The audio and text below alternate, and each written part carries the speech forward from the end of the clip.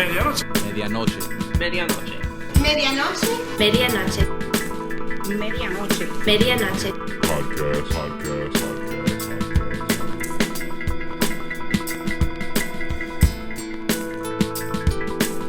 Medianoche. Podcast. Medianoche. Medianoche. Medianoche. Medianoche. Medianoche. Medianoche. Medianoche. Medianoche. Podcast.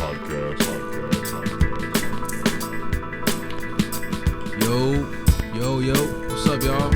We're back, man. We're back with another episode of the Medianoche podcast. This is episode 37. All right, bright and early. It's like 9:43 in the morning. I'm here in North Beach, and I'm kicking it with 1000. What's up, man? What up, yo? Sir Charles, what they do? Yo, this should have been the 36th episode, because today is my 36th birthday. Happy birthday, bro. Appreciate it, man. Happy my 36th birthday, man. cycle around the sun. How's it Feeling feel to be old. 36, man? Yo, to be honest, I think this is like for the past year or two, I feel old, man. Really? Yeah, like it's caught up to me. For like all those other years in the 30s, like I was like, I still feel mad.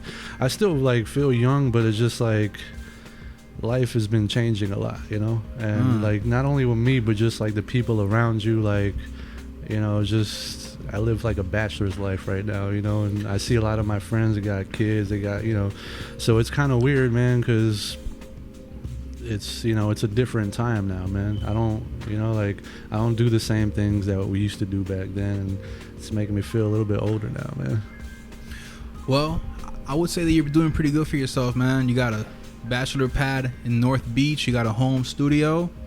You know what I'm saying? Your dog's doing straight. You got a fridge. Man. That's I feel like I'm in my prime right now also. Although like I do feel old, like I feel like, because I'm like in a good place, man. I'm in a good spot in my life, man, you know, musically, just financially, just in every aspect of the word, you know. I'm doing good right now, man. Well, what's up? Like, break it down. Like, so you feel like you're in your prime, you're at 36. Talk to me, man, because I'm 32 and I don't feel like I'm in my prime yet, you know? I feel like I too am getting better, so. Yeah, I mean, I think it's just, it has nothing to do with age. It's just the way like life drastically changed when I moved up here, man. Like, I think when I was 32, like the little project I just put out, we're going to talk about it in a little bit, the Abortion Clinic EP, like a lot of those songs are pretty fucking depressing, and it came in that time, like in my early 30s, when I was trying to still figure things out, man, and I was like in between a lot of stuff. So like 32 was, even though it's not that long ago, man, like it's completely different from where I'm at now, like mentally and physically too. I feel like our generation, when we get into our 30s, it's a little funny because when our parents were in their 30s, things were a little different back then, and they were much more ahead in life or more stabilized in life than we were at that age, and that was fucking with me for a while. I read an article like years ago about that. It was saying that, like, you know, like our parents, we grow up like a little more spoiled than they were, especially if you come from a background like us, or like, you know, like Hispanic backgrounds. We come to this country and like my parents, all they knew was like, I gotta work, you know. They didn't go to school or nothing like that. So, you know, like they were forced to like grow up at a much younger age to provide us a better life for us, you know. So I think that has a lot to do with it, man. At least for me personally, for me is like my parents, since, I mean, they had their first child. I think my brother is 10 years older than me. I think my parents like 21 or something when they first had my brother. So, you know, at 21, when you have a kid, like you're forced to just like your mentality has to completely change, and you have to live for your kids, you know. Well, do you have any goals for your 36th year? You're gonna open up? I mean, goals, like I don't know what you mean by that. It's like mad cliche. So what are you gonna accomplish this year, you know? I do have a goal, but it's just, you know, like I mean like musically and shit like that. It's just, as far as like goals, like my life and shit, I don't really think about it too much, man. I just be a good person, man, and whatever I'm doing now that I feel is fucked up, that needs to change, and I might change that shit, man. I think I need to be a little more selfless and Selfless? yeah, and less selfish. That's funny. The last time that I had some psilocybin inside of my system, that's what a tongue twister. Psilocybin inside of my system. Like, What the fuck is psilocybin? mushrooms. All right, The last time I had psilocybin inside of my system, the lesson that I got from it was to practice more compassion, and I feel like I kind of struggled with that for a while, you know, because the good-hearted people are selfless with everyone until that aspect of them runs out, and then they're like, yo, fuck, man, this is finite, I need to kind of preserve some of it, and you become selfish, and that feels kind of good for a while. I think it's good to be selfish, but I think what like this, you have to be, man, because like at the end of the world, it's like dog eat dog, and like you're in this world by yourself, man. Like, you have your family and friends, but like when it comes down to it, like if you've been through some like fucked up shit, you probably know, like that's when you see who's really around. There's really not that many people that are down to like ride for you when you're in your fucking like in your worst point. So it's like you got to be selfish and look out for yourself before anything, and just, you know, like look out for other people too, but just be selfish, you know. Well, I like win-win situations. Like, you know how you see some people with videos of them feeding the homeless? To me, that seems more like vanity, you know? Yo, that's exactly what I'm talking about. Like, I don't have it, like, shout out to Legacy, man. Like, Legacy does a lot of that, man, and it comes from like a good place. Like, he does that shit because he really, like, you know, he sees people struggle and like he wants to help them out. That doesn't live in me, bro. Like, I hate to say it, but it's like, I've obviously, you know, like if I see a homeless person, you know, like I'll get, but I don't go out of my way to do like these like events like that. And I'll just feel weird being like, yo, what's up, y'all? I just gave Buddy a sandwich. Yo, say what's up, man. And he's just like looking at well, that's different. That's completely different, man. If you have like, you know what I'm saying? If you have like an isolated incident of you doing this, like, yo, I just met this man on the street, you know, I gave him a sandwich and like that's it, then it's like you just did that so people can, you know what I'm saying? But I'm sorry, go ahead. If you're like actively like doing that shit constantly, and you know, like it's a little different, but I know what you're talking about, man. There's some people that just put everything on the Instagrams, like, yo, you know, I just saw him, I gave him these Krispy Kreme donuts because I don't need them, I feel he needs them. So yo, go out there today. Be like me, man. Be like me. You know what I'm saying? Hashtag Krispy Kreme donuts to homies, and just, you know, buy my album.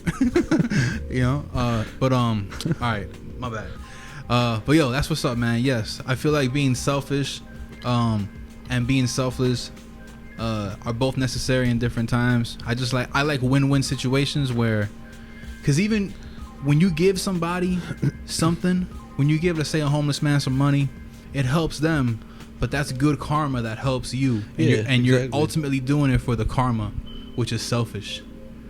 You know what I'm saying? But I feel like, I mean, you know, it's a little funny dynamic, you know. I feel you, but I live by that code, man. I live by that. Like, karma is everything to me, man. So, and I know it doesn't come from like, oh, let me not do this or let me do this, so then it could come back to me. It's like, I guess, I don't know, man. Like, it might boil down to like what you know, people's religions and shit like that. Like, I don't have, because that's all I believe in, man. Like, I don't follow, you know, I've read the Bible, I've read, you know, about different religions, and that's been my conclusion, is like everything teaches you to be a good person, you know, like morals and shit, and that's what I concluded from it. Is like, yo, be a good person, and you know, life is life. You know, sometimes fucked up things are gonna happen, and you can't. That's just the way life goes. But I feel like there's something bigger out there that, you know, if you're a good person, if you put out good energy, that's what you're gonna get back. If you're constantly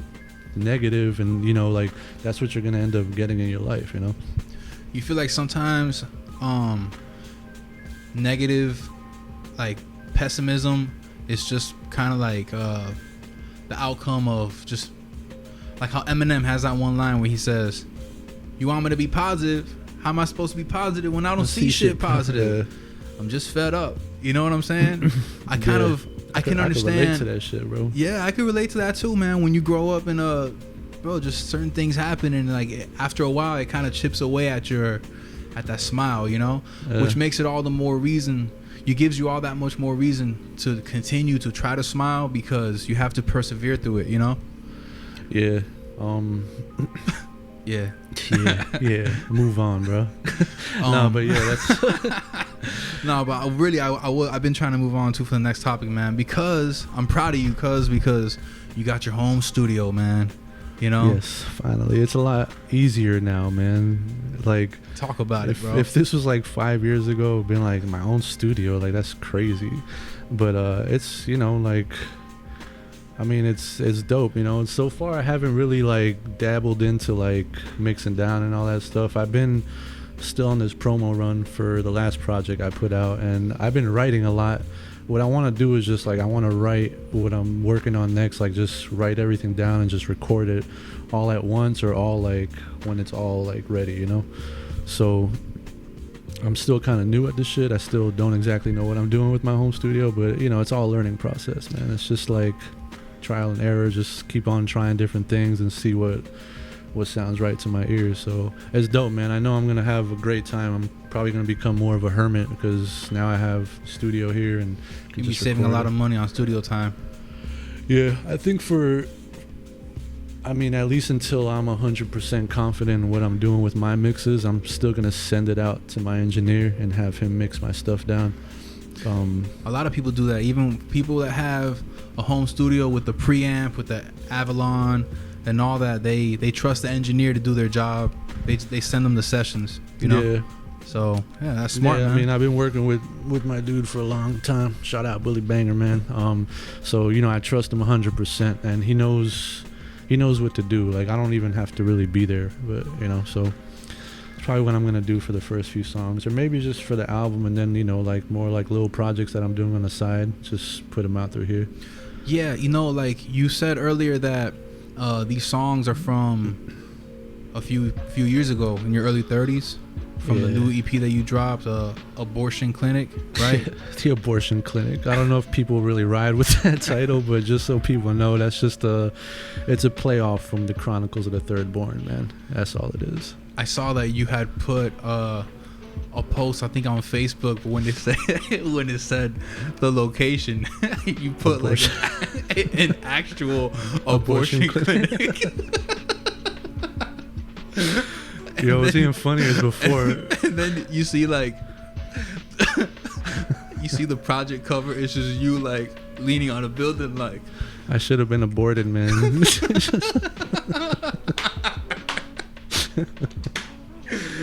Yeah, man. Oh god. But yo, hey man, I bumped the whole tape. I bumped it twice, yo. I bumped it twice. That's what's so good about music.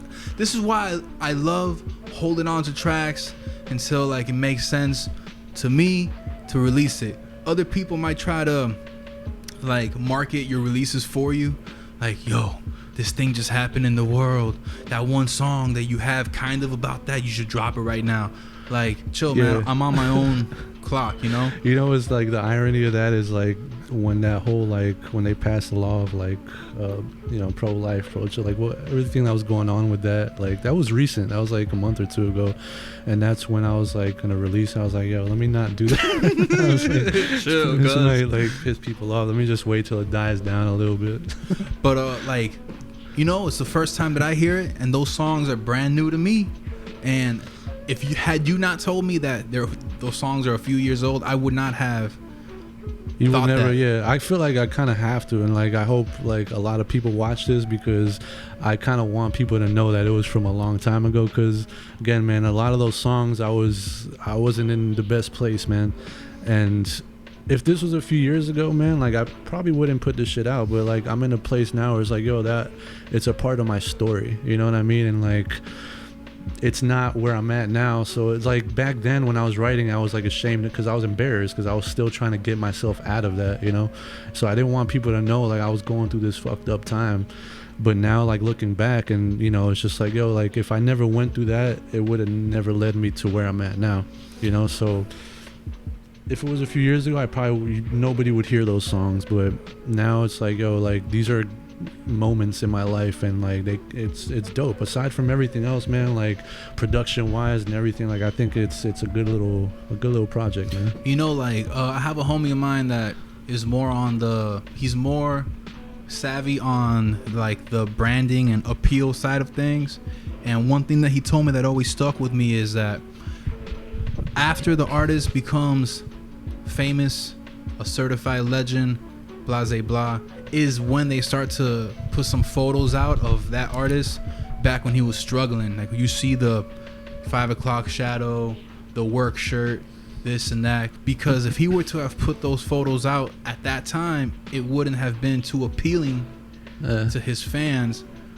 that he's somebody that they should, you know, rally behind, you know? Yeah. So like these songs, when you're like in not that good of a place, you held on to it and your head was in the right place because you're like, I'm gonna move on from this time of my life, but I'm gonna hold on to these records, and then once I can finally put it out, I'll be past it and I'll be a lot more fun to hang around because I'm not still going through all the shit I was talking about. Around that time, I wasn't hanging around nobody around that time, bro. It was like I just disappeared, man. I just kind of like, but aside from that, man, I mean, the people that made the beats, like there's 4 tracks by DJ Proof, and you know, like shout out DJ Proof. I owe it to him to put the music out. Is, you know, like I'm sure at some point he was like, bro, like, I mean, he's told me, he's like, damn, you recorded this in 2014, like when are you gonna put this shit out?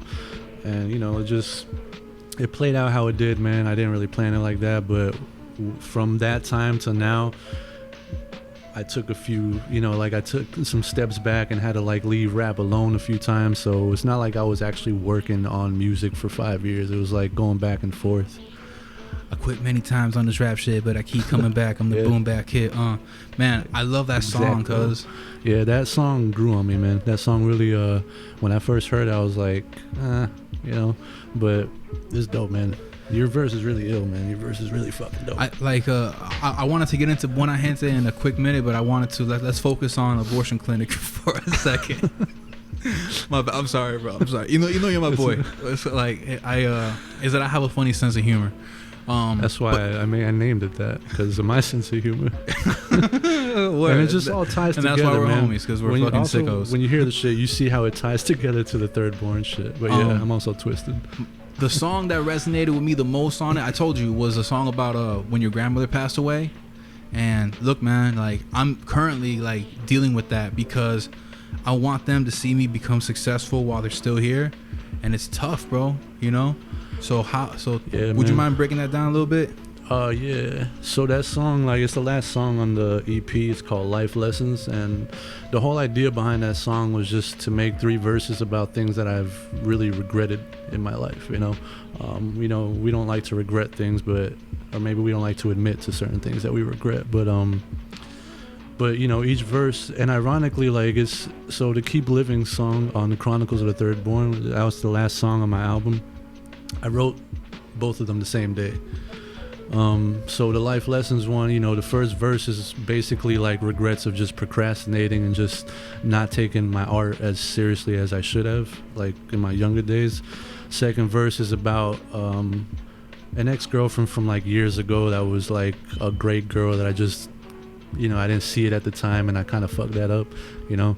And the third verse is about my grandmother, and it's you know, it's a verse basically like just, you know, it's about her, like when she passed. This was like when I wrote it, she had just recently passed. So you know, the whole thing was like, man, like my grandma has always seen me like constantly like in a negative place. Like when I was living at home, like I didn't have the best relationship with my mom. So during a time like I was living with my mom and my grandmother, you know, and it was just like it was like a bad time for me, you know. So my grandma would always see me like she just saw that I wasn't happy, you know what I'm saying?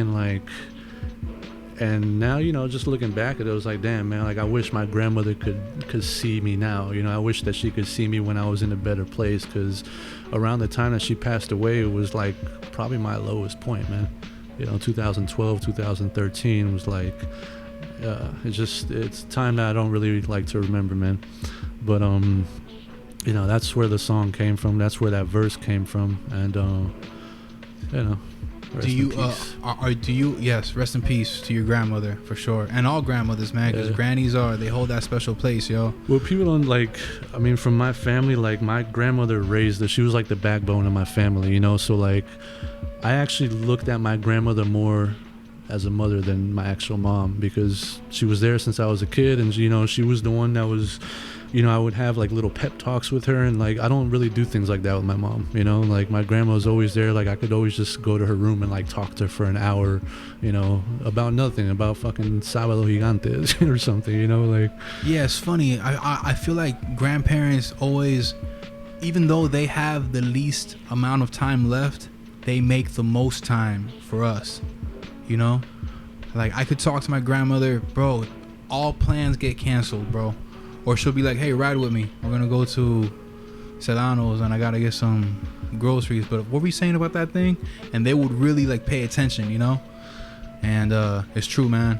But I feel like like me, when I was younger, I would vent to my grandmother about family problems, because she's like the she's matriarch, like the peacemaker. Yeah. Like that's what that's what my grandmother was too, man. And after a while, like as I got a little older, like it kind of hit me to be like, you know, I don't know if I want her final years to consist of family members venting to her, you know. I want like the end of her life to be pleasant.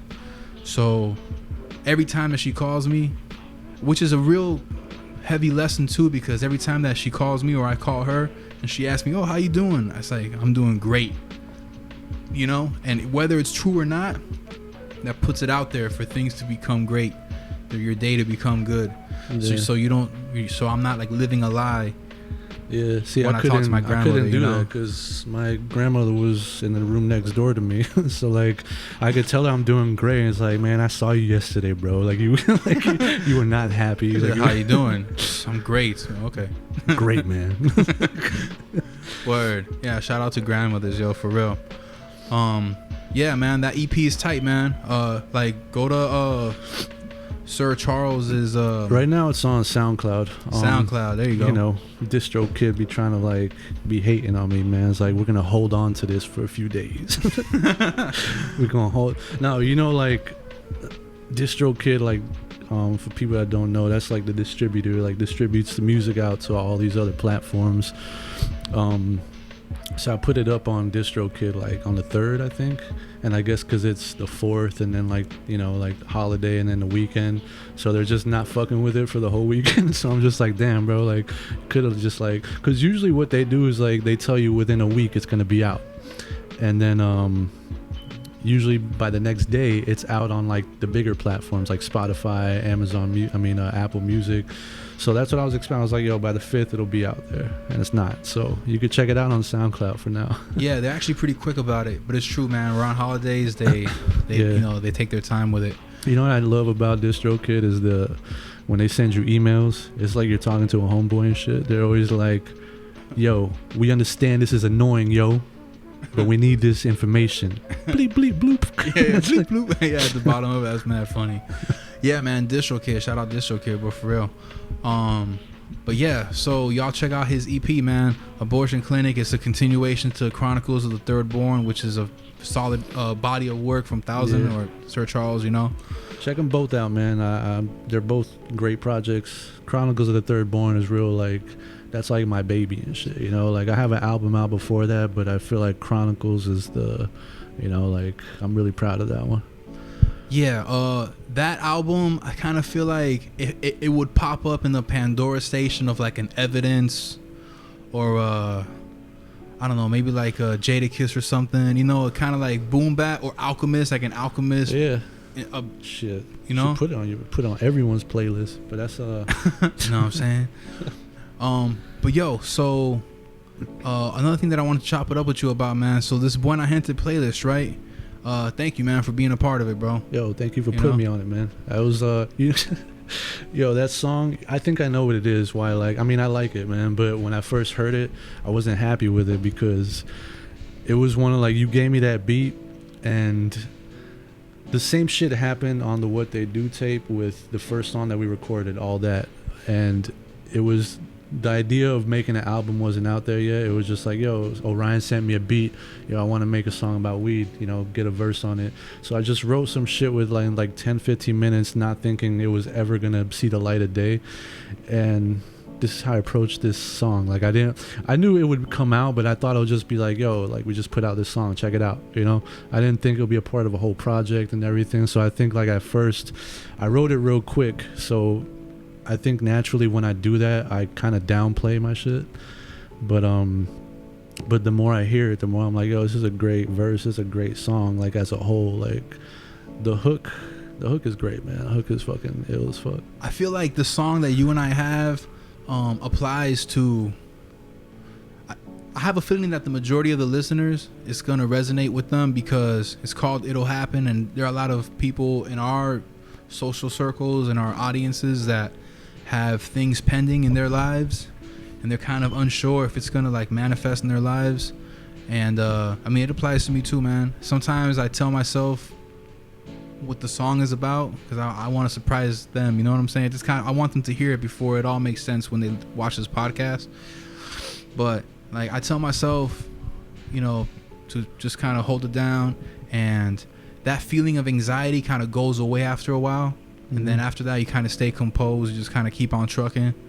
And yeah, man, I like that song a lot because, you know. I think that whole project is dope, man. I think my favorite one is the one with Cloud9.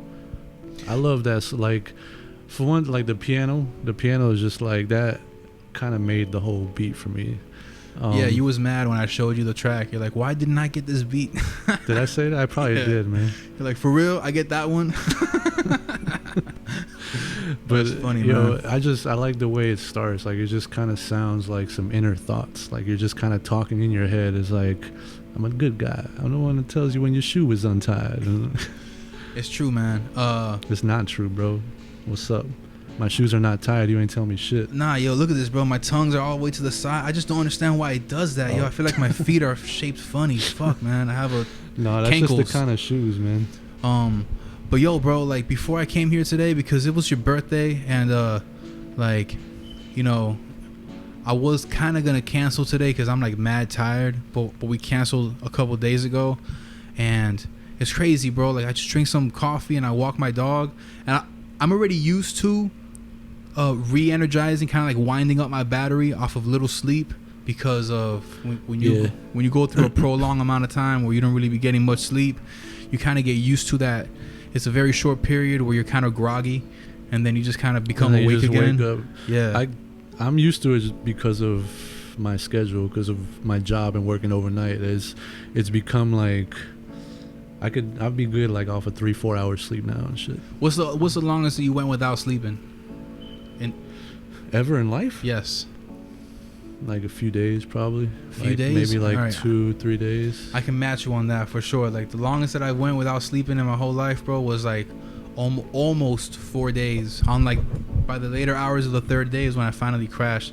But on that third day, yo, shit gets crazy, cuz that's like, I was gonna ask you, like, did you ever get to a point where you like you're delusional, you start seeing shit, or like, or you ever seen that movie? I think it was, what's his dude's name? James Franco. It's okay. It's based on a true story when he get like about some dude that he's like rock climbing or something, and then he gets stuck, like he falls and he gets stuck in between literally a rock and a hard place. Oh no, where he's like in snow. No, it's not. It's like in. Oh no, yeah, he's rock climbing. Word. Yeah, no, I haven't seen that movie. So like the whole movie is him stuck like within like this fucking huge rock, and he can't get his arm out, so he ends up having to like sever his arm. But for a good like, I think 48, 72 hours or something, he's not sleeping because he's just stuck in between this fucking rock. Nobody knows that he's there, and he can't fall asleep because of how uncomfortable he is and how much pain he's going through. And there's a point in the movie where he gets to the point where like he's not sleeping for so long that he starts hallucinating and seeing shit. Has that ever happened to you? No, I never hallucinated from like my long hours of not sleeping. But everything will start to become mad funny to me, and then I wouldn't be able to hold a conversation. Yeah. And yeah, you become delirious and shit, man. Yeah, and then my driving became really bad. You know. So, But yeah, bro, like working these, because right now I have 2 jobs, and it's funny, bro, like Couldn't do that, man. it's funny, like being a rapper, being a recording artist, and being transparent about the fact that you got a job, you know? Like, I remember when I was ashamed to say that I have a job. I even talk about it in like some old songs, like I just wanted to be seen as an artist, you know? I think I remember that there's a song that you have about, you're talking about being ashamed of like being caught in a restaurant, like serving tables and shit. Yeah. And I'm all too familiar with that shit, man. Like, yeah, like for a while, mind you, it's a little funny. Like now I'm more at peace with it because I kind of feel like the better the attitude that you have about your current situation will enable you to kind of level up instead of being bitter the whole time. But I remember, man, like working at a restaurant and it just being kind of like, damn, I hope nobody that knows me walks in. And but right now I have 2 jobs and I'm working like 90 plus hours a week and I have no nights off, and I'm very used to, dog, like having 2 hours of sleep, 1 hour of sleep, you know, no hours of sleep. I can't do that, bro. Like, I always notice that whenever I hit you up, you're always responsive, like right away, and I'm just like, yo, like, because I know that we have the same overnight shift, like the same hours. So I'm like, yo, when's he sleep, man? Like, you don't ever fucking sleep. Nah, I can't. Like, yo, people always tell me like, yo, you should get another day job since you have the whole day. And it's like, nah, man, I much rather like that whole. I'll sleep right now. Fuck when I'm dead. well, let me ask you something. Like, just in theory, right? If you had another job, let's say you had another job where you make a little bit less than the amount of money you make now, on top of what you make at the moment, what would you do with that money? How would you, you know, like move that money around? Would you just splurge it on shit, or would you? Nah, you know? It'll be strictly like if I had 2 jobs, man, regardless of what I make and like the side job, all that money would go to like investing in myself, whether it's like music or like whatever it is, you know. Cause I mean, I'm straight with like my one job, so like I could pay everything that I need to pay with that job, and then if I had another job, that's exactly what I would do, man. Does the job that you have right now, I ask because it applies to me. Like right now, I can't travel even if I wanted to, you know? Nah, I feel like I jumped the gun a little bit with getting this van, because I got this van to travel and use it as a place to sleep, so I don't have to sleep in hotels and pay mad money every night while I'm touring. This is my plan, right? But then I get this van and I'm like all super excited that I have this van. I put everything inside of it, and then I go to sleep in it, but I work overnight, and night time is when the sun's nowhere to be found and it's nice and cool, you know? Yeah. So I sleep when the sun's beaming on me like Super Mario, and I wake up just drenched, yo, and I'm like, what the fuck am I doing? You know? And I remember I posted this picture on Instagram of my studio equipment set up where I'm staying at the moment, and you dropped this backhanded comment. You say you do this comment like, my sarcasm. yeah, yo, the van's a lot more roomier inside than I thought. It's fucking dick. But like, aside from that, yo, that van, that shit be like, it consumes so much gas. I filled the tank before coming here. I can imagine, bro. Yo, look, I filled the tank before coming here, right? You know when the gas pump like automatically shuts off because there's no more room in the tank, and like the gas gauge is above the F. So I'm like, okay, cool, I'm full. I drive to my spot and I get ready to come here. When I get back in the van to come here and I crank it up, the line is below the F. And it's like, I just drove a mile down. Like, what the you know what I'm saying? Like, this is crazy, cuz like, thank God I have a second job. Van, bro. You should get a Honda and live in there. My second job is just for gas money, you know, straight up, yo. That's bro. Like, I'm at constant war about that. Like, I want to get myself, because my job is down the street. I live on the beach, so it's like I don't really, but a car is necessary, man, especially in Miami, you know. But that's like, yo, it's just an extra expense that I don't want to have, bro. Well, but you're a bachelor, and also you have accustomed yourself to living like a minimal lifestyle. So if you don't need one, don't get one. Because once you get it, you're gonna find yourself needing But more. it's not like I don't feel like I need one, but it stops me from doing a lot of like, you know, because get out of work early as fuck in the morning, 7 o'clock. I could, you know, since I've been here, I haven't seen my family, dog. Like, I haven't seen my friends, yo. Like, I haven't, like, my sister lives in Pinecrest, man. I haven't seen her. I've seen her once or twice since I've moved down here. But if I had a car, like, I would be able to, like, leave work, go all the thing is, like, it's just such a mission to head down to certain places because it takes out so much of your time if you don't have your own fucking car. You should write her a letter. Like, she'll open the envelope and it says, "My dearest sister, how goes it in Pinecrest? Over here. Can you pick me up, please? I'm hungry." She'll like text me back like, "Why don't you just fucking text me?" It's like but traveling, bro, like traveling is important, man. You know, I don't want to look back in my life and be like, damn, cuz I just worked the whole time. You know, I feel like working, like living in Miami is one of those things where everything's kind of a little bit more expensive. So you want to, in theory, you think to yourself, I live in Miami, it's tropical year round, I have a beach right there. Let me work hard enough to sustain a lifestyle where I could afford to enjoy Miami. And then you get this job or two jobs and you don't even enjoy Miami because you're either at work, you're always at work, or you're in traffic, or you're home, you know? Yeah, man. It's that's another reason why, hopefully, wishful thinking, man, is like I can work for myself, man. Like that's part of the reason I got a little studio, and you know, like I want to learn to do everything. So, yo, because I feel the same way, man. Like I don't dislike my job, but it consumes so much of my time that I don't have time to dedicate to a lot of stuff that I want to do, man. Like, yo, this Chronicles of the Third Born album, I couldn't promote it how I want because I'm working like 6-7 days a week sometimes. And, you know, for one thing, I can't physically be out in these shows at night because I work overnight. And then in the morning, it's like, I don't have a full day. I try to sleep like at least 5 hours, you know, and then I have shit that I do during the day, running errands, going to the gym, doing all this shit. Like I can't just come home and be like, all right, let me focus on promoting. And, you know, so like, that's the tough part, man. It's just balancing everything. And, you know, like, I think that's part of the reason why I live how I do, man. I'm afraid to have to settle down with like kids and shit because I feel like there's different types of people. There's people that go like 100% harder, but I feel like if I have a kid, like that's it, man. Like I'm gonna dedicate all my time to like, you know, for my child, and that's how it should be.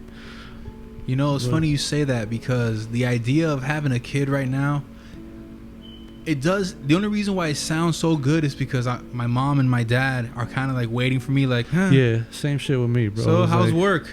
You know, what's up, bro? Do you need me to get you some? Want me to be your wingman or some shit? You know, like, yeah. But like also like my friends that have kids too, and in a way I kind of feel like, damn, yo, like maybe let me just hold off a little bit till it's gonna work out, you know, and then once everything works out, I can provide a good ass life for my kid, you know. I just hope to not die of old age by the time that happens. You know what I'm saying? I think it's just, I don't know, man. I mean, I think you just gotta let shit happen, man. Because if you have that many, like, yo, let me just wait like 5 more years if this music shit doesn't, because you know you can't control. Like you can meet a girl 2 months from now, fall in love with the girl, and then, you know, she gets pregnant. Then what are you gonna do? Like you're gonna be like, nah, man. You know, I still got a few albums I want to put out. So I'm gonna bump your tape. I'm gonna bump Abortion Clinic like. I'm gonna bump Abortion Clinic like. Damn, 1,000. I feel you, cuz. I'm just playing. Your wife be like, what are you trying to tell me? It's like, nah, it's just a good album, man. It's like, oh, damn. Well, let me listen back to this podcast, see what he's really talking about. But yeah, man, like, I do feel like artists at our stage of the career, we had this very big decision to make where it's like, do we keep working this day job or do we you know, take that leap of Yeah. faith, Yo, you know.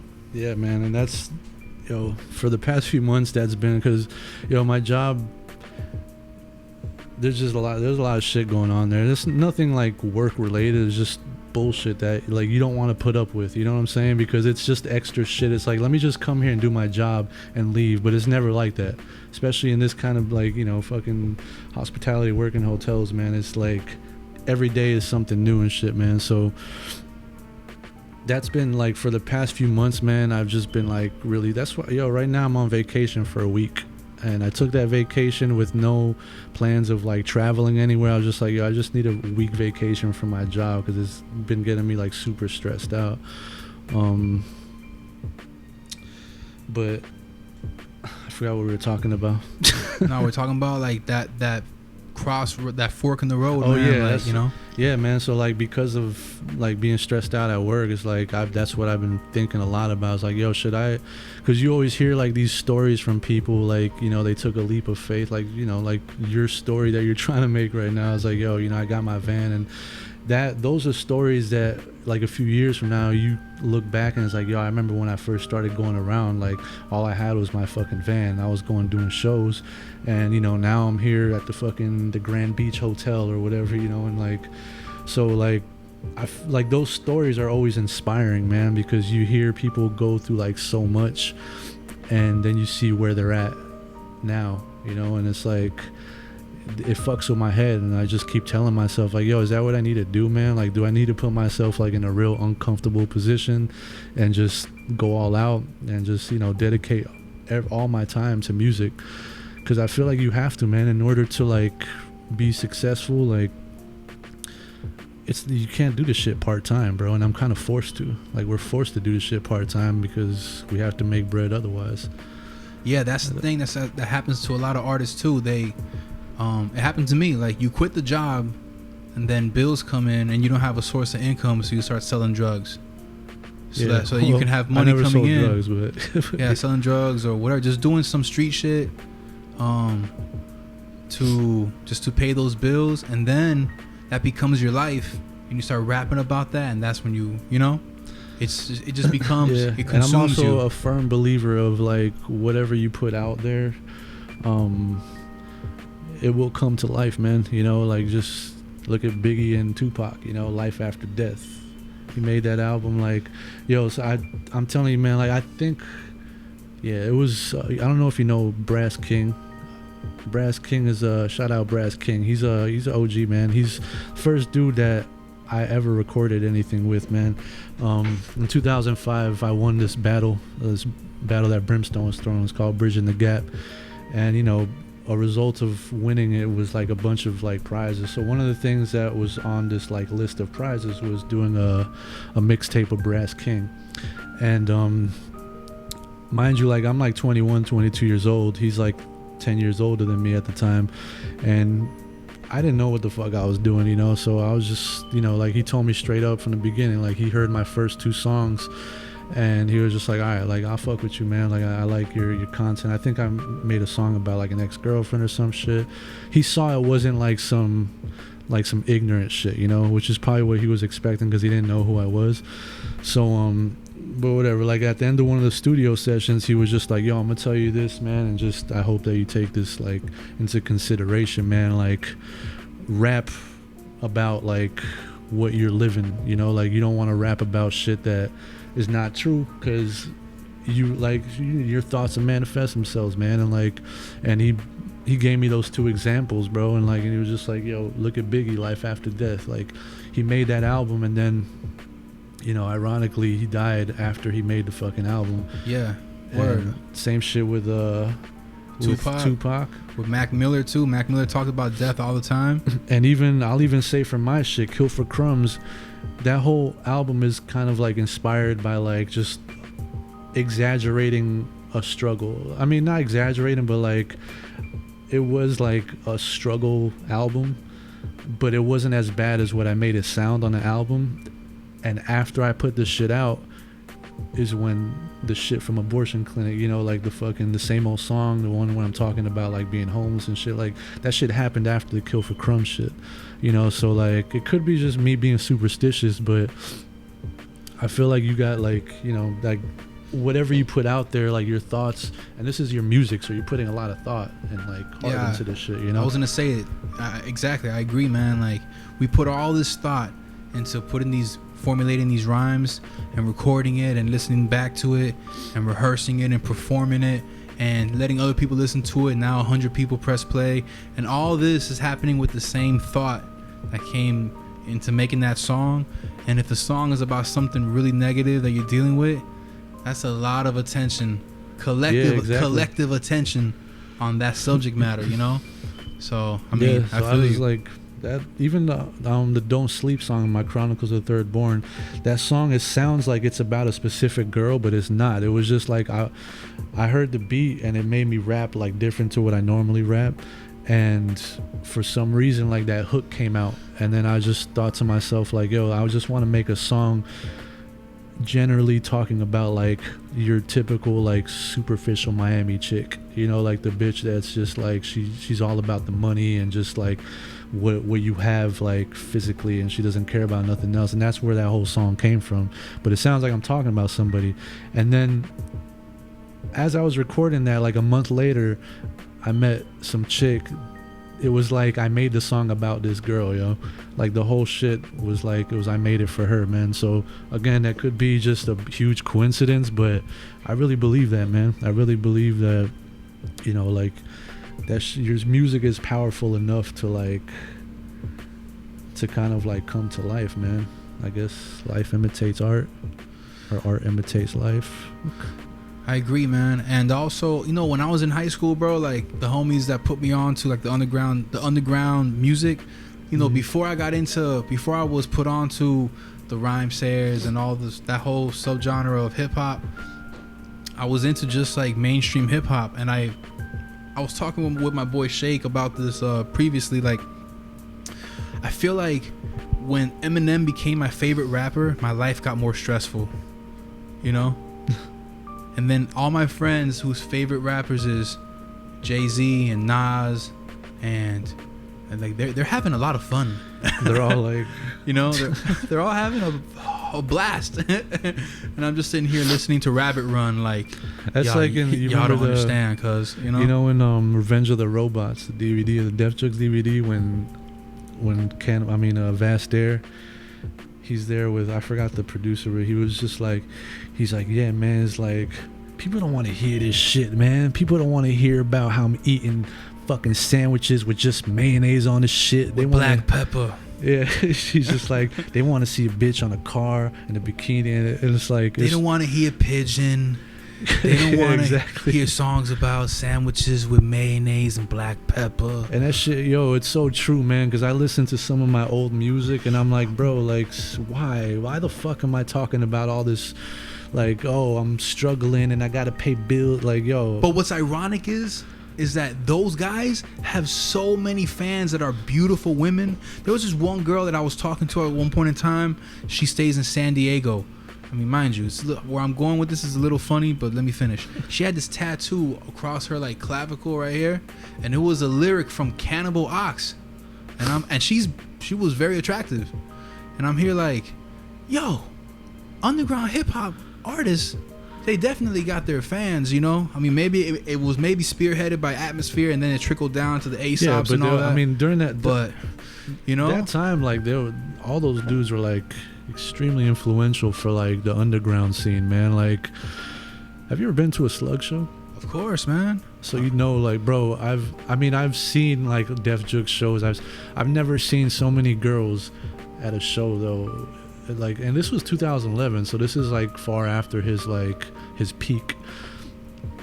Man, it was nothing but like all these like cute little hipster girls and like all these fartsy girls and shit. Like, it's amazing, man. Like, I know, it's awesome. I had a lot of fun at the last Atmosphere show that I went to in Revolution for his Mi Vida Local album. I like that album. That album was pretty fucking solid, man. I'm not gonna lie. I know I heard it, but I never really like paid too much attention. But you know, man, like, back to the whole traveling thing, bro.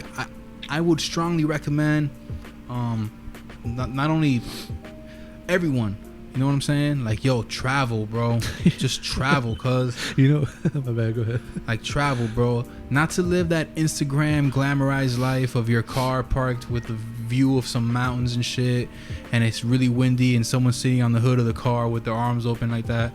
Like, I'm talking about just when you're driving on some highway somewhere and some place that you have never been to, like, the things that you process through your mind while you're experiencing these new things. It's just really weird. It's hard for me to articulate it, but no, but it's for artists, man. Bro. Like, it's for artists, it's important because that's where a lot of your material comes from. Like, you might not think about it, but when you see, like, if you're like, that's a part I think that's probably what holds me back sometimes, that I spend a lot of time here and at work, so it's like, damn, like, I don't have time to see that much, but when I do, it's like my brain opens up and shit, and that's how it is. It's like, that's why you always hear people like come and say like, yeah, you know, I like to just ride around when I'm thinking of my rhymes. Like, I like to just drive around and think of the shit while I'm looking at the city, because all that shit influences you, man. Like, in our song where you say like, imagine you were never wherever the fuck, I forgot where you say it. Salt Lake City. Yeah, Salt Lake City. On my car, on my dashboard, there was a praying mantis.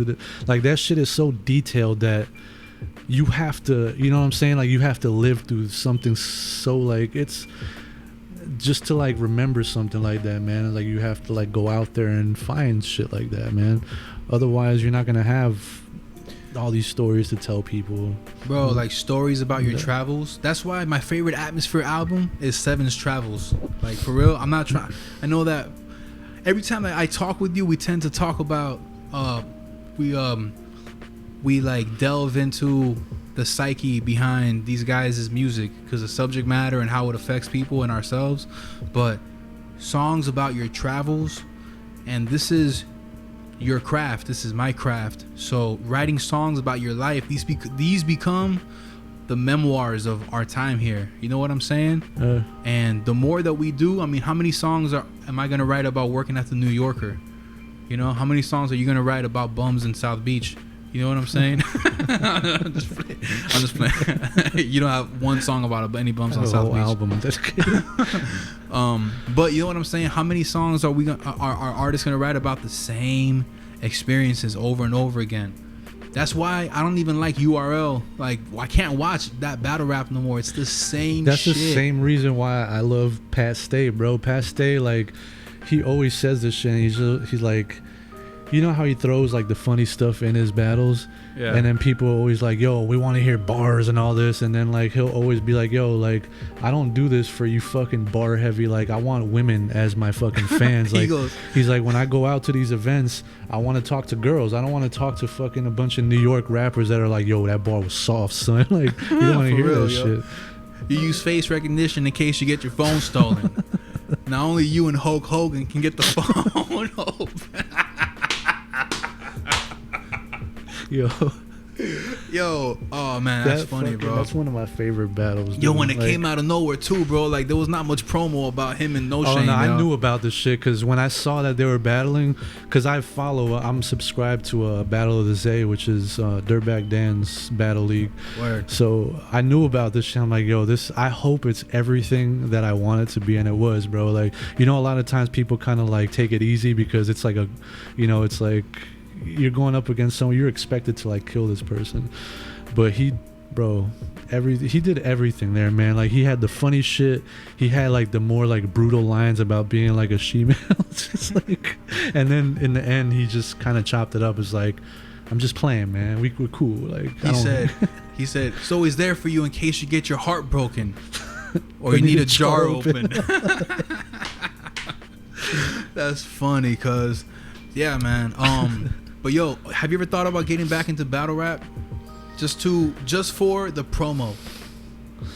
I mean, I have, but I'll be lying. Like, I think about it often, but I don't think it's, you know what it is, man, is that if I do it, I want it to benefit me. I don't want to just, like, there's so many dudes that are just happy to be battling that they'll take whatever battle. Like, I've done it enough to know, like, if I'm not getting something back from it aside from 500 people watching, then it's a waste of time, because for one thing, like Florida, I wouldn't battle here. Like like it's just gotten to a point where like people know who I want to battle down here, and it's more of like a personal thing, you know. Aside from that, like once we get that out of the way, then I could start doing shit in Florida. But I don't like the scene down here, bro. It's like too much beef, too much unnecessary like bullshit going on. Like, so if I would want to, like, it's just very time consuming, man. So like I understand the politics behind it, and I understand after like it's been like 3 years or something, so I don't expect for me to be like a priority to anyone, you know. It's like it's different if someone like Murder Mook disappears for 3 years, like then it builds up hype because we want to see him. But I'm nowhere, you know, I'm just another battler in the eyes of most people. So for me, it's like I would have to come out of pocket to go travel around and shit, and I don't like the idea of that, man. I feel like even though, like, you know, there's politics in the game, I know what I'm worth. I know this is my time, man, you know. So if I'm there preparing for someone for a good month or two, don't expect me to do the shit for free like I used to, man, you know. So I don't know, man. I mean, my bad. I'm kind of happy just kind of like being a fan and just spectating. I'm happy that you said no. Yeah, because if you were to have been like, yeah, I'm thinking about getting into battling, my mind is just like, although you're my boy and I would like support the idea, if that was your decision, in the back of my mind I would have been like, nah, cause I feel like I'd be taking steps back, like I'm going back to like some shit that I already grew out of, and that's a big reason why I don't really care to battle in Florida, man. But what you're doing is right, bro. You came out with what they do came out with substance abuse, and then you came out with Chronicles of the Third Born, like not even a couple months after, right? Something like that. Yeah. And then you came out with a surprise EP. What you're doing is right. You got a home studio. You be coming out with all these visuals.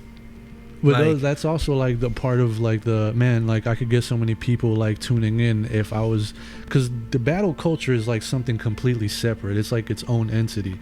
So if I was still dabbling in there and if I was still active in there, then I would also get a fan base from, you know, support system from them, from battling and whatever is going on now. So that also kind of like fucks in my head. Is like, man, but at the end of the day, it's like, I'm just mentally not there, man. And in order for me to be there, I have to be motivated to like challenge myself. Like money is not motivation for that shit for me, man. So it's like if I don't get the battles that I want, which either means like the grudge matches that I want or just opponents that I feel can make me, you know, elevate my status to like a bigger name, then I'll do it. But otherwise, like I don't really care. Like what are your thoughts on like, so okay, so mind you, I'm about to come out with Buena Gente, right? Which I'm very proud of. I feel like everybody that was involved, everyone that collaborated with me on this project, I feel like they brought their A game, you know, for real. Because if not, it wouldn't have made the project, you know.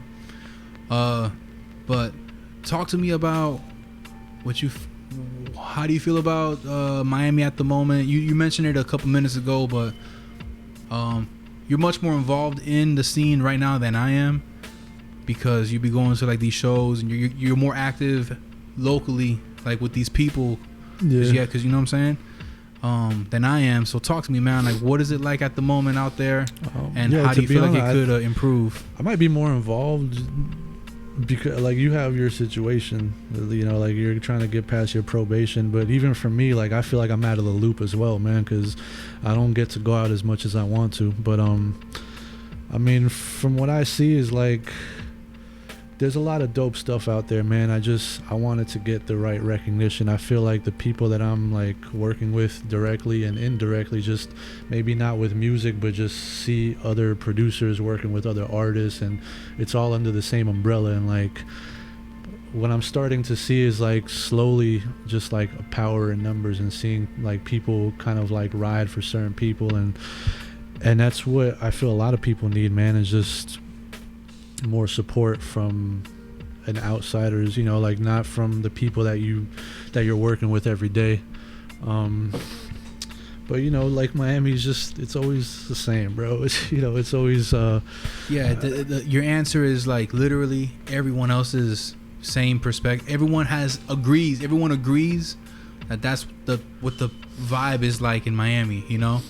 Like, and I kind of, you know, man, I've left Miami once when I went out west, and you know, I'm conflicted with Miami, you feel me?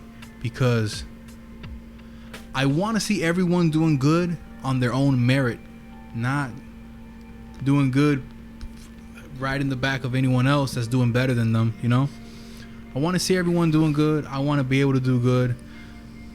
But at the same time, it is a little funny whenever I would, for example, Wynwood, right? Wynwood. Whenever I'm walking around Wynwood and I see someone else that makes music or is active in the scene, there's something not everyone. Like, there's a couple apples that, you know, I'll say what's up to them, or they'll say what's up to me rather, and it's a little funny. Oh yeah, but it's a little funny, and yeah, bro. I would rather it not be funny because, you know what I'm saying? Yo, I get, like, that's all, like, man, I don't know if that's a Miami you know what I think, bro? And I'm gonna just say this, and I feel like a lot of people, if they hear this, like, they just won't admit to it. I don't know if maybe it's more of a Miami thing, but what like, yo, I really feel like there's people out in these shows, because I get the same vibe, bro. Like, you just feel like people's energy sometimes, and you feel like when they say what's up to you, it's not like a genuine, it's always like I feel like a lot of it for me has to do because people think I'm white, bro. Like, I swear to God, yo, like, I don't know if that shit sounds crazy, but I see that shit, and I'm not gonna say any fucking names, bro, because I experience that a lot, man. And I don't know if, like, yo, I'm telling you, son, like, people are so judgmental, dog, that if they don't know me and they don't know Thousand and Sir Charles, like, for the past years, they'll look at me and be like, that's why I don't like telling people I rap, because they look at it like, I'd rather you listen to my shit first, so then you could judge it. Because if you're gonna look at me and be like, it's another white rapper, dude, like, you know, like, I really feel like that. You feel like hip hop is do you feel like hip hop is a little bit too territorial against white creatives? I do, but I also understand why. But I feel like if someone's dope, like, that's all that fucking matters. Like, but even me, like, I'm the same way. Like, it's kind of like, I get mad at people looking at me, but I do the same shit. Like, I know someone like Logic, for example. He's dope, but I just look at him like a fucking cornball, man. Like, I don't like him. I don't like his. I think he's a good rapper, but I will never follow him because I think he's corny, man. I think with Logic, it's funny because I met Logic once. I don't know if I told you the story. Like, this rapper from his name is Sylvain LeQ. He used to go by Quest. Anyway, him and I have a song, and at one point in time, he's from down here, and at one point in time he was signed to Logic, Visionary Music Group, and Logic took him on tour to open up for him, and it was just them two. And I was out in California. This was 2014, right? And I drove from Humboldt County to San Francisco to watch him perform. And, you know, so we chopped it up after the show. Mind you, I'm arriving at a point while I'm telling the story. So we chopped it up, and Quest was like, "Yo, let me introduce you to Logic. Come on the tour bus." And at the time, I had the Art Morera watches. Remember the little merch items that I had, the watch? And so I go with Quest onto the tour bus, and I see Logic, and he's like mad sweaty because Logic puts on a show, you know. Mm-hmm. He's a great performer. Yeah, he has mad energy, man. And him and Big Lembo, the heavyset dude, all these guys. Yo, what's up, guys? Real quick, I wasn't really trying to be too chatty patty, you know. But I was like, yo, I'm gonna get out y'all way. But yo, like, I want to gift y'all this watch. It's a merch item that I sell, but I'm gonna give it to y'all, you know, because, you know, like, I see y'all, whatever. And they were really happy to have it. Yo, thanks a lot, man. And whatever. Even I was even tweeted the next day by Big Lembo, he took a picture of the watch saying, yo, thank you for blessing me with this watch. It was cool. Nice people, you know? And with Logic, I feel like he has so much money from his success that he could afford to do things that I would love to see my favorite rappers do. Like get the whole Wu-Tang on a record, or like be on an episode of Rick and Morty, or whatever the fuck, all this cool shit that Logic does. Have a song with Eminem.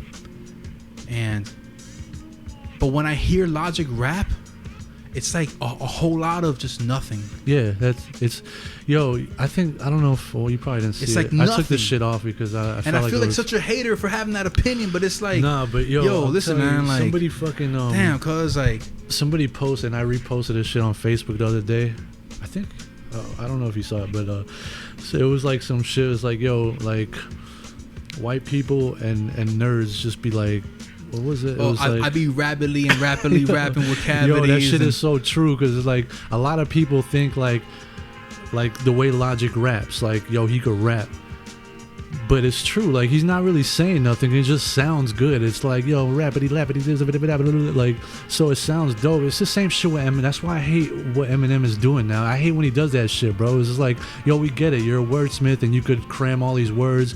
I want to hear some substance, man, you know. And like with Logic, I could see, like, I've heard enough of his music to be like, all right, he's dope, but at the end of the day, man, like, he does say a whole lot of fucking nothing. And I just... But what bothers me most about it is that I heard his earlier work, and he's capable. He knows how to... At one point in time, he was a good writer. Yo, I'm a writer, bro, so I like good writing. Aesop Rock, you know, vintage Eminem, blah, blah, blah. So when I hear a legion of people praising Logic's music, I'm happy for them because they're finding enjoyment in that. It's not like I'm bitter or I'm jealous. I'm not jealous. You know what I'm saying? You're calling it for what it is. I'm just man. like, I'm a fan of hip hop, and I want to be inspired when I hear rap music. If not, I'll just put on the Beatles.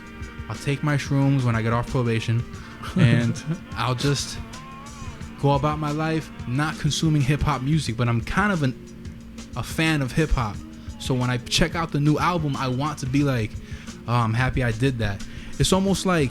Well, you know what doesn't make you the hater is, like, right now we're having a conversation about it, so you're just bringing it up as a part of the conversation. So you're just basing your opinion. When you seen, like, the Art of 16 Bars? Yeah. You know that part when KRS, he's, like, saying, it's like, yo, like, the haters, like, there's, like... And he was like saying examples like, yo, you could hear a song and be like, yo, that shit's whack, and just move on. But then when you stay stuck on this shit, it's like, man, that shit's fucking whack. You know, that shit's really fucking whack, man. Like, I really think this. And then, like, you go and make fucking posts on Facebook about this shit and shit like that. And it's like, just keep your opinion to yourself. If you don't like Logic, like, don't go out and fucking tell the world, like, yo, this dude's fucking whack. You know, he shouldn't be rapping. Like, that's it. Like, it's just not for you, and that's it. I don't think that's, like, on some hater shit. But once you start putting it out there, man, like, I feel like that's when you can consider it. I have a feeling that he's going to come out with some music that's going to really wow me in the near future. I have this... I don't think so. You don't think so? I think that he's going to be like, all right, just so y'all know, you know, I'm still capable of, you know. You know what I don't like about him, bro? Is that he keeps on glorifying this. Yeah, you know, people are like, I'm white, but, you know, my parents are black and white, and, you know, I grew up with my dad's smoking crack or selling crack, and he says that shit so much that it's like, all right, bro, we get it. Like, you grew up, like, it's almost like he's using that as like validation. It's like, yo, accept me because I seen the same shit that some of you other guys have seen too. And it's there's this episode of South Park where Randy Marsh, Stan's dad, the one with the mustache, he's told that he's gonna die. I think he got like cancer or something, but he becomes an alcoholic, right? He gets into an accident because he drinks a beer and he does a fender bender. So they make him go to AA, right? As like the punishment, the judge makes him go to AA. But he's not an alcoholic. He just drank one too many and got into a fender bender, right? And then he's in AA, and the guy that's hosting the Alcoholics Anonymous goes, go ahead, Mr. Marsh, introduce yourself. hi, my name's Randy. I'm just here because and they interrupt him. No. Oh yes. No. I see that. You gotta say that you're, you know. Oh, I'm a guest, but I'm not an alcoholic. Yeah, you are, Randy. You're sick. You're sick, and you know it. And he believes that he's sick, and now he starts walking around with a blanket around himself, and he shaves. So, anyways, then you know how in the episode, some priest finds a statue of the Virgin Mary that had blood coming out of her pussy, and then like everyone believes it's like a miracle. They all line up to get blessed by this statue blood, and then like he sees this like dying person in front of him, and he goes, you know, we're the same, you and I. You know what I'm talking about? So it's like, I don't know. I feel like I've seen that. That reminded me of what you're saying with Logic. Like Logic sees people, like these people like really going through shit, and he's like, yes, you know, we're the same, understand. you and I. I'm biracial. You know what I'm saying? No, but for real, shout out to Logic. You know what I'm saying? I'm just a fan of hip hop, yo. Like I'm a fan of writing, bro. Like I disagree with you about Eminem when he raps fast, because when you listen to what he's saying, I feel like Eminem very much still has it, you know? I mean, but when he does, yeah, for me, man, like the Eminem that I want to hear, which I think is the problem, is that you grow up and you can't be the same fucked up person that you were when you were 24, 25 years old. That's what everyone wants to hear, man. We all want to hear like the fucked up stories, and that's what I love about Eminem. But now, what is it? Yeah, the Kamikaze shit. I thought that album was dope. Like when the first few times I listened to it, I think I was just more proud of him putting that out, because the album before it was like disgusting. Like I hated the shit, man. You know, I kind of like that album a little bit. Man, there's a couple songs there's on there. There's not one song on there that I thought like, all right, like there's not one song on there, dude, that I thought was decent. Like the song that I like is the white boy. Oh my you're god, a rock star. You gotta be kidding me, like yo. if you listen to the verses, not the. No, but I mean, I know what you're saying, especially man, when the beat switches, it seems like that whole hook goes itself, into, man. That whole hook itself is some Limp Bizkit type shit, man. Like, okay, that's cool. That's cool. But so when I heard Kamikaze, I was like, all right, like he's back. I don't know what they were telling him to do here, but he still has it. The more I listened to it, the more I was like, it's dope. But I think I was just more proud because I'm a fan of Eminem, and I want to see him like keep on. Like I hate when people are bashing him. Like now it's like all these new school rappers, like people either don't know about him or think he's trash, and some of them have a reason to think that because they don't know about the Slim Shady LP. They didn't see the impact that he had when he came in. They don't even realize that the way that the game is now is partially because of how the shit that he did that made it okay for them to be how they are. Yeah. You know, he's the one that made being a drug user at raps cool. Yeah. He made that. You know what I'm saying? Everyone before Eminem was selling the drugs. He's the one that sarcastically rapped about taking the drugs. Well, he wasn't being sarcastic. He was kind of being. That's why I think he needs to do drugs again, man. All right. No, on that note, man. Eminem, don't do drugs, bro. You know. Yeah, but rap better though. All right, but listen, bro. So before we get out of here, man. So it's Thousand's birthday today, right? He's 1,000 years old. You know what I'm saying? Something like that. I lost count already, man. Check out his abortion clinic EP, Chronicles of the Third Born, and what they do, like the shirt he has, and cop one of his shirts, man. You know what I'm saying? Yeah, man. Or their shirts. And July 15 is Buena Gente. So it's gonna be available on all streaming platforms because there's no holidays that's gonna get in the way of the upload date. You know what I'm saying? But you got any final words before we get out of here? Nah, man. July 13th, we have a show at Esquina de Abuela. I want to correct people. Whoever saw the episode with H2O, I don't know why he thinks that Ladybug from Diggable Planets is gonna be there. Hold on, let me show you something. I think he got this chick confused. This is like a local like poet, and her name is Butterfly. So I think he got her confused with the chick from Diggable Plants. It's just that people can't use existing names, dog. You know, if I see another rapper named Art Morera, I'm gonna be so fucking Well, that's mad. different because that's your fucking name. But yeah, like, there's probably a lot of other artists, Butterfly, Dragonfly, fucking. Normal rappers need to call themselves lyrical. I don't care how you spell it with the.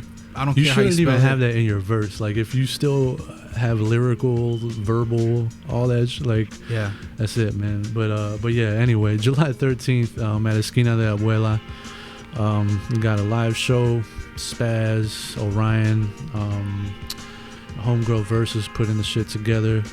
We got Resin, NOD. It's gonna be like a little like family function. We invite everyone to go out there.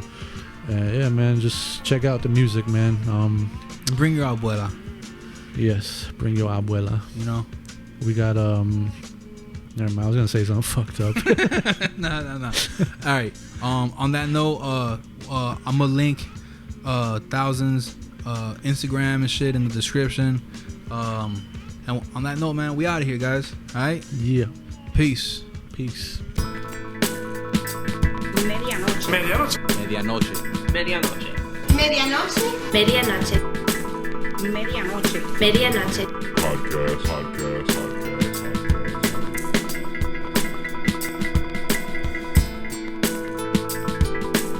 Medianoche. Podcast. Medianoche. Medianoche. Medianoche. Medianoche. Medianoche. Medianoche. Medianoche. Medianoche. Podcast.